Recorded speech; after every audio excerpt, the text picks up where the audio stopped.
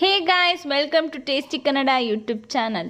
ನಾನು ನಿಮಗೆಲ್ಲ ಇವತ್ತು ಸಮ್ಮರ್ಗೆ ಸ್ಪೆಷಲ್ ಆಗಿ ಓರಿಯೋ ವೆನಿಲಾ ಮಿಲ್ಕ್ ಶೇಕ್ ಮಾಡೋದು ಹೇಗೆ ಅಂತ ಹೇಳ್ಕೊಡ್ತಾ ಇದ್ದೀನಿ. ಮಕ್ಕಳಿಗೆಲ್ಲ ತುಂಬಾ ಇಷ್ಟ ಆಗುತ್ತೆ ಅಂತಲೇ ಹೇಳ್ಬೋದು. ಹಾಗಿದ್ರೆ ಹೇಗೆ ಮಾಡೋದಂತ ನೋಡೋಕೆ ಮುಂಚೆ ನಮ್ಮ ಚಾನಲ್ಗೆ ಸಬ್ಸ್ಕ್ರೈಬ್ ಆಗಿ ಹಾಗೂ ಪಕ್ಕದಲ್ಲಿರುವ ಬೆಲ್ ಐಕನ್ನ ಕ್ಲಿಕ್ ಮಾಡಿ. ಇವತ್ತು ತೋರಿಸೋ ರೆಸಿಪಿ ಏನಾದರೂ ಇಷ್ಟ ಆದರೆ ನಮ್ಮ ವಿಡಿಯೋಗೆ ಲೈಕ್ ಮಾಡಿ ಮತ್ತು ನಮಗೆ ಇನ್ನಷ್ಟು ಸಪೋರ್ಟ್ ಮಾಡಿ. ಹಾಗಿದ್ರೆ ನೋಡೋಣ ಬನ್ನಿ ಫ್ರೆಂಡ್ಸ್, ಯಾವ ರೀತಿ ಮಾಡೋದಂತ.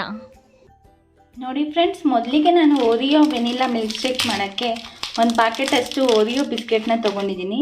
ಇವಾಗ 2 ಬಿಸ್ಕೆಟ್ನ ಸೈಡಿಗೆ ತೆಗೆದಿಟ್ಕೊಂಡು ಮಿಕ್ಕಿದೆಲ್ಲ ಬಿಸ್ಕೆಟ್ನು ಮಿಕ್ಸಿ ಜಾರ್ಗೆ ಹಾಕ್ಕೊಳ್ಳೋಣ.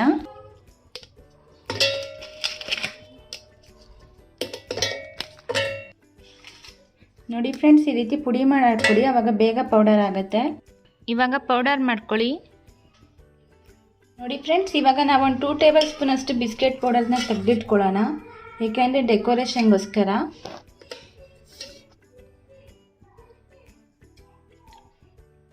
ನೋಡಿ ಫ್ರೆಂಡ್ಸ್, ಇವಾಗ ಇದೇ ಮಿಕ್ಸಿ ಜಾರ್ಗೆ ನಾನಿಲ್ಲಿ 1 ಗ್ಲಾಸ್ ಅಷ್ಟು ಹಾಲು ತೊಗೊಂಡಿದ್ದೀನಿ, ಕೋಲ್ಡ್ ಆಗಿರಬೇಕು. ಇವಾಗ ಇದನ್ನು ಆ್ಯಡ್ ಮಾಡ್ಕೊಳ್ಳೋಣ.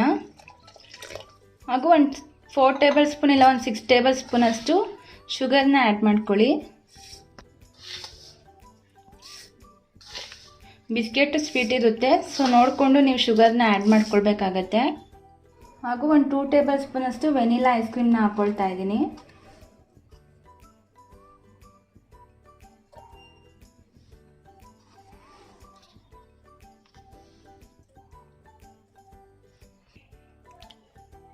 ಹಾಗೂ ಒಂದು 6 ಐಸ್ ಕ್ಯೂಬ್ನ ಹಾಕ್ಕೊಳ್ಳಿ.